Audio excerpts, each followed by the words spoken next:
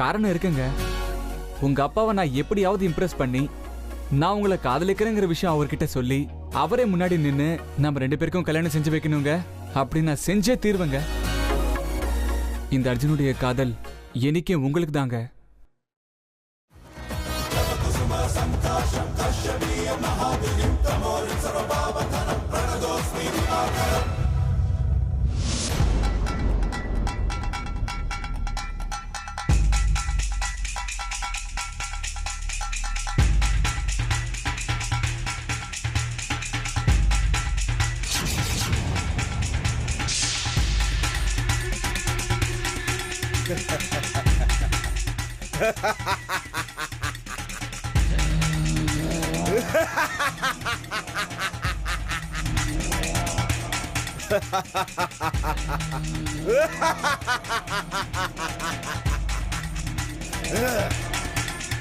ஜெய் மகாகாளி.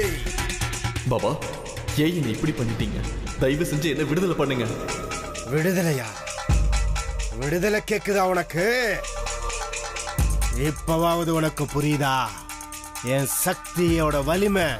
கண்டிப்பா பாபா, உங்க சக்தி மேல சந்தேகப்பட்டு நான் தப்பு பண்ணிட்டேன். என்ன மன்னிச்சிருங்க. என்ன பழைய மாதிரி மாத்துங்க பாபா.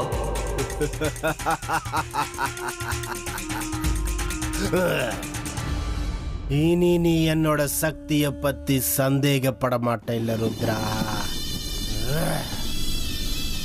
உன்னோட குரு என்னையே நீ கேள்வி கேட்கிற அளவுக்கு வளர்ந்துட்டியா? தயவு செஞ்சு என்ன மன்னிச்சிருங்க.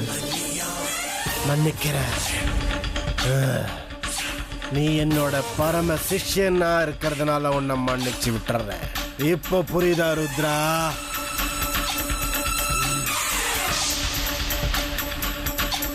ஜெய் மகாகாளி.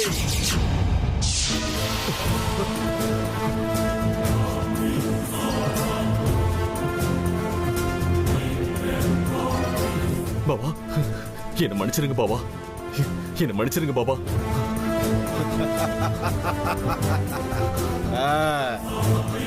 பரவாயில்ல பாபா, மறுபடியும் அந்த நாகராணிக்கு உதவி செஞ்சது யாருன்னு கண்டுபிடிங்க. அவங்க கதையை முடிச்சிட்டு அதுக்கப்புறம் நாகராணியை பிடிக்கலாம். கண்டுபிடிக்கிறேன். நிச்சயமா கண்டுபிடிச்சே தீர்வேன். ஜெய் மகாகாளி.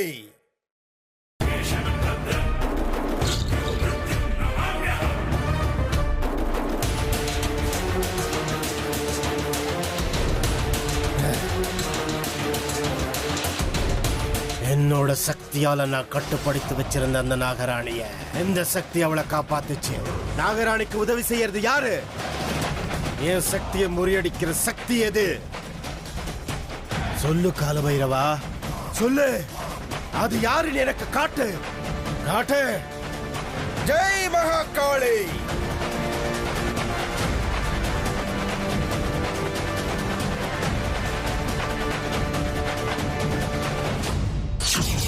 ஜெய் மகாகாளி.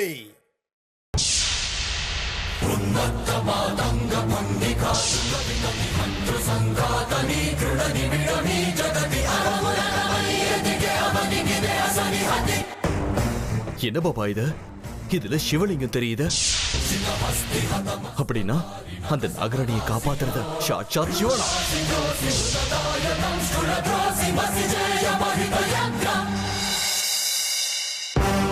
ஆமா ருத்ரா, அந்த ஈஸ்வரன் தான் பல ரூபத்துல வந்து அந்த நாகராணிய காப்பாத்திட்டு இருக்காரு. அதனாலதான் அந்த நாகராணி நமக்கு அகப்படாம போறா. என்ன பாபா இப்படி சொல்றீங்க? அப்படின்னா அந்த நாகராணி 11 வருஷம் அந்த ஈஸ்வரனை குறிச்சு தவம் இருந்து அவரோட அனுகிரகத்தை பெற்றிருக்கா.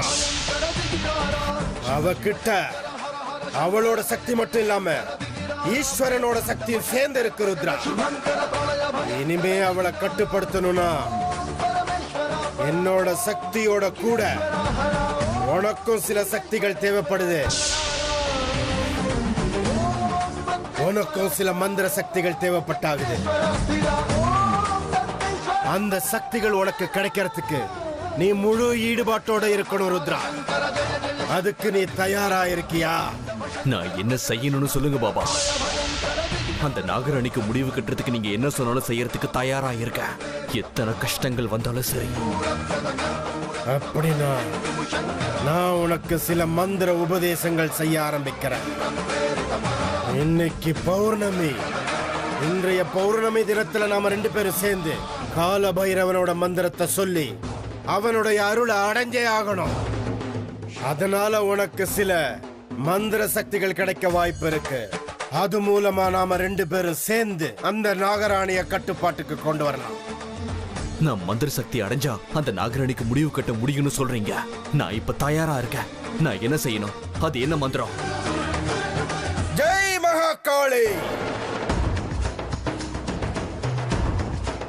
ஓம் ஹம் ஷம் ஹம் ஷம் ஓம் ஹம் ஷம் ஹம் ஷம் கம் நம் கம் கம் நம் கம் சம் கம் சம் கம் சம் கம் கம் மகாகால கால भैरवाय नमः काल भैरवाय नमः शंभो शंकर शंकर शंभो शंकर शंभो शंकर हर हर महादेव हर महादेव ओम नमः शिवाय ओम नमः शिवाय.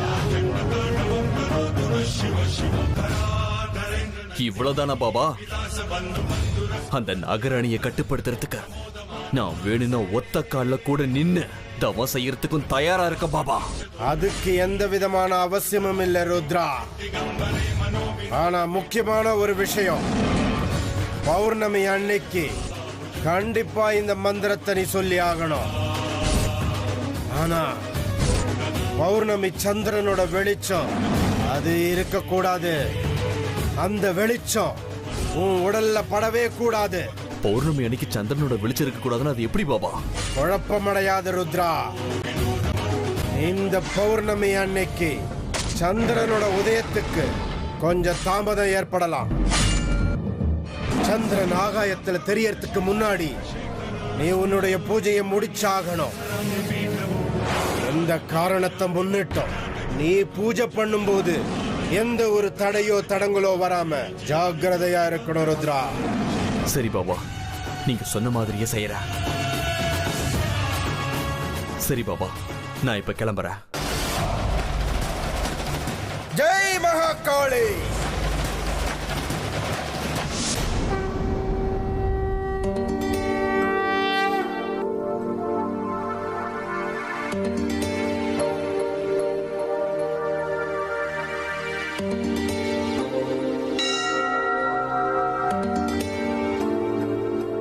பாஸ், நீங்க ரொம்ப கிரேட் ரைட்டிங் தெரியுமா? நான் நினைச்ச மாதிரியே அமிர்தோட அப்பா கிட்ட நான் வேலைக்கு செய்யற மாதிரி பண்ணிட்டீங்க. உங்களுக்கு எவ்வளவு தேங்க்ஸ் சொன்னாலும் பத்தாது. Thank you thank you thank you thank you thank you thank you thank you so much. எல்லாம் நான் நினைச்ச மாதிரி ஆயிடுச்சு. நான் இல்லைன்னு சொல்லல, ஆனா மனுஷனோட ஆசைக்கு முடிவே இல்லைங்கிற மாதிரி இன்னும் ஒரு ஆசை இருக்கு. நிறைவேற்றி வைப்பியா? ரொம்ப பெரிய ஆசைலாம் இல்ல, உனக்கு அது சின்னதுதான், ஆனா எனக்கு அது ரொம்ப பெருசு. அப்படி என்ன ஆசைன்னு யோசிச்சுட்டு இருக்கியா? அது வேற ஒண்ணும் இல்ல, அமிர்தோட மனசுல என் மேல காதல் வர மாதிரி பண்ணணும். இந்த விஷயத்த உன்னால மட்டும்தான் பண்ண முடியும். நிறைவேற்றுவல்ல? அதுக்கு மட்டும் வாய்ப்பே கிடையாது. அர்ஜுன் என்னடானா பைத்தியக்காரத்தனமா என்ன காதலிக்கிறாரு.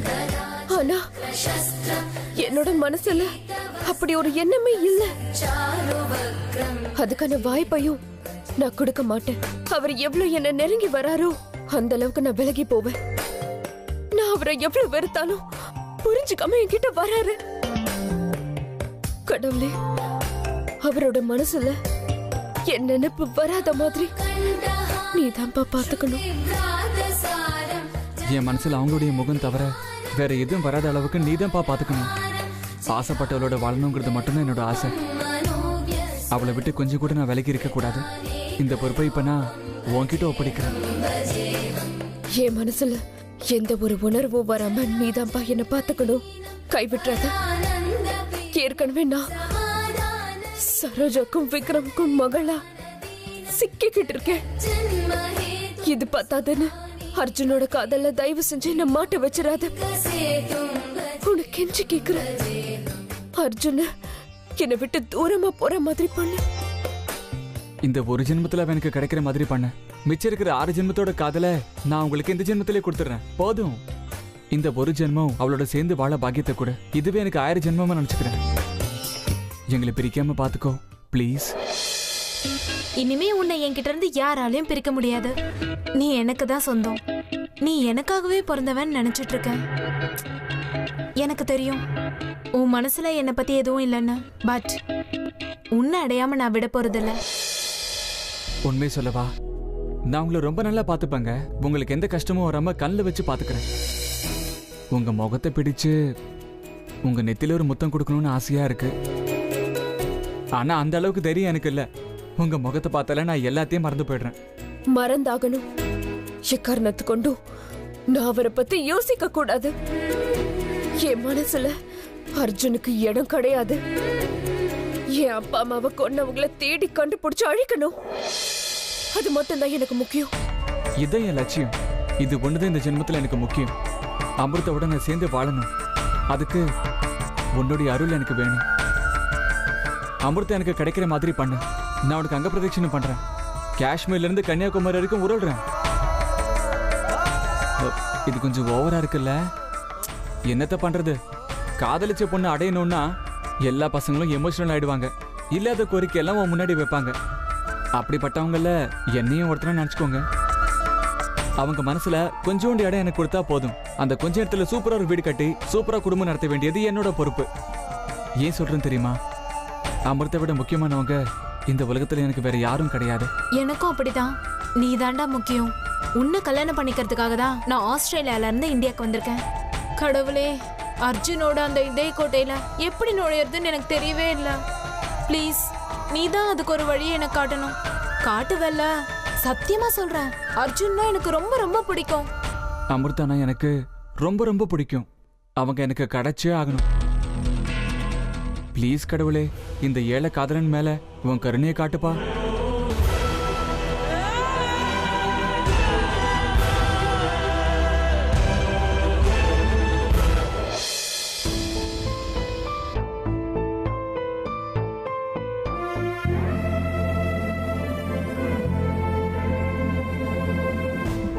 கரண். அம்மா, அர்ஜுன் எங்க? அர்ஜுன் எங்கன்னு என்ன கேக்குறீங்க? எனக்கு எப்படி தெரியும்? அவன் எங்க போயிருக்கானே எனக்கு தெரியாது. என்கிட்ட பொய் சொல்ல வேண்டாம் கரண். அர்ஜுன் காலையில வீட்டை விட்டு போகும்போது மயூரி கிட்ட ஏதோ புதுசா வேலைக்கு போறேன்னு சொல்லிட்டு போயிருக்கானா. இங்க பாரு, அவன் உன்கிட்ட சொல்லாம எந்த ஒரு காரியத்தையும் பண்ண மாட்டான். சொல்லு, இப்ப அவன் எந்த வேலைக்கு போய்கிட்டு இருக்கான்? ஏமா ஒவ்வொரு தடவையும் அர்ஜுன் எங்கேயாவது போனா என்ன பிடிச்சு கேக்குறீங்க? நான் உண்மையதாமா சொல்றேன். அவன் எங்க போயிருக்கானே எனக்கு தெரியாது. திரும்ப திரும்ப நீ பொய் சொல்லிக்கிட்டு இருக்க. பெத்தவகிட்டே நீ உண்மையை சொல்ல மாட்டியா? தெரிஞ்சாதானமா உண்மையை சொல்றதுக்கு. நான் சொல்றத புரிஞ்சுக்கோங்கம்மா. எனக்கு எதுவுமே தெரியாது. ப்ளீஸ் என்ன வற்புறுத்தாதீங்க.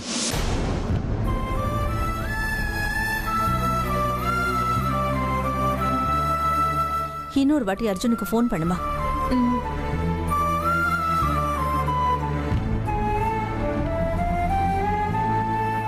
அத்தை, அர்ஜுன் கால் அட்டன் பண்ண மாட்டேங்கிறான்.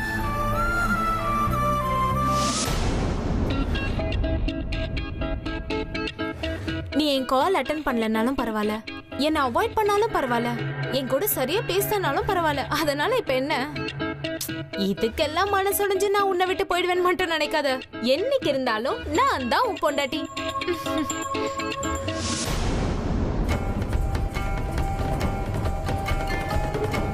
உண்மையை சொல்லுங்க, அர்ஜுன் எங்க போயிருக்கான்னு உங்களுக்கு தெரியாதா?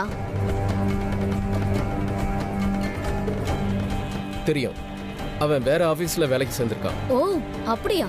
அப்புறம் எதுக்கு அத்தை கேட்டப்போ எனக்கு எதுவும் தெரியாதுன்னு சொல்லிட்டு வந்தீங்க? அப்புறம் எதுக்காக அத்தை கிட்ட போய் சொன்னீங்க? வேற என்ன பண்றது? அம்மா கிட்ட உண்மையை சொன்னா அவங்க மனசு உடைஞ்சு போயிடுவாங்க. அவங்க மனசு உடைஞ்சு போயிடுமேன்னு எத்தனை நாள் தான் உண்மை மறைச்சு வைப்பீங்க?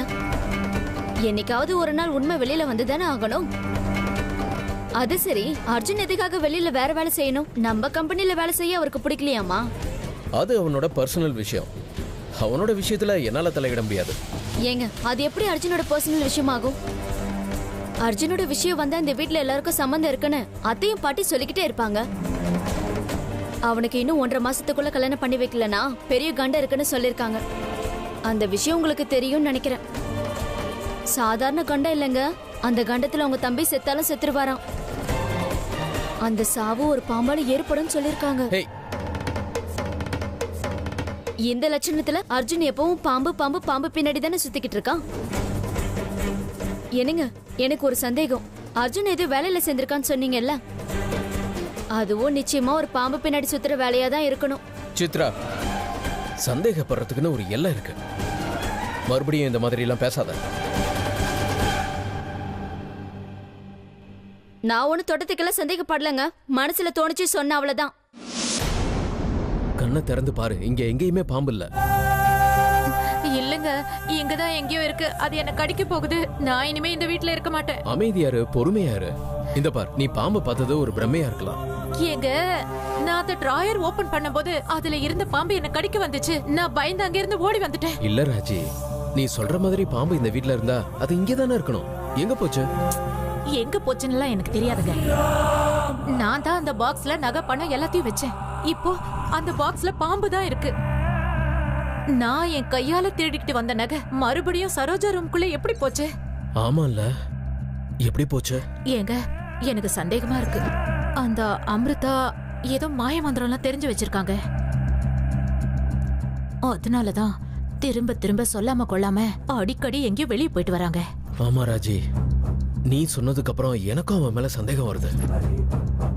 அவ நம்ம வீட்டுக்கு வந்ததுல இருந்து நானும் கவனிச்சுக்கிட்டு இருக்கேன். மத்த பொண்ணுங்க மாதிரி அவ கலகலன்னு இருக்கிறதே இல்ல. எதையோ இழந்த மாதிரியே சீரியஸா இருக்கா.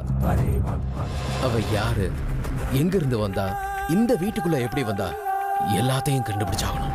நீங்க எது செய்யறதா இருந்தாலும் எச்சரிக்கையா இருங்க. இந்த விஷயம் அவளுக்கு தெரிஞ்சதுன்னா அப்புறம் நம்ம கதை முடிஞ்சிடும். ஏன்னா அவ நம்மள என்ன பண்ணுவான்னே தெரியாது. நீ ஒன்னும் கவலைப்படாத ராஜி. நீ சொல்ற மாதிரி அவ எங்காவது மந்திரமாயம் கத்துக்கிட்டு இருந்தானா அதை அவளுக்கே எப்படி திருப்பி விடணுமோ அது எனக்கு நல்லா தெரியும். பாத்துக்கிட்டே இரு ராஜி. கூடிய சீக்கிரமே நான் அவ கதையை முடிச்சு காட்டுறேன். என்ன செய்யறதா இருந்தாலும் சீக்கிரமா செய்யுங்க. அவ இந்த வீட்டுக்குள்ள வந்து சேர்ந்ததுல இருந்து மனசே நிம்மதி இல்லாம தவிக்குதுங்க.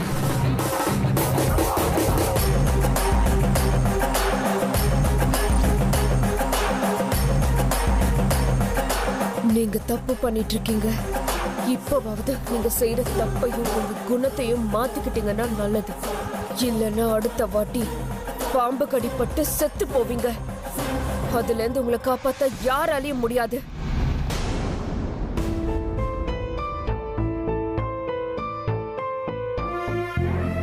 ஹாய்மா, என்ன இங்க உட்காந்துருக்கீங்க? அப்பாக்காக வெயிட் பண்றீங்களா? இல்ல, உனக்காக தான் வெயிட் பண்ணிட்டு இருக்கேன். வாடா இங்க.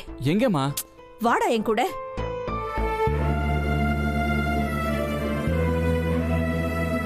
இப்ப சொல்லு, நீ ஏதோ புதுசா வேலைக்கு சேர்ந்திருக்கேன்னு மயூரி என்கிட்ட சொன்னாளே, அது உண்மைதானா?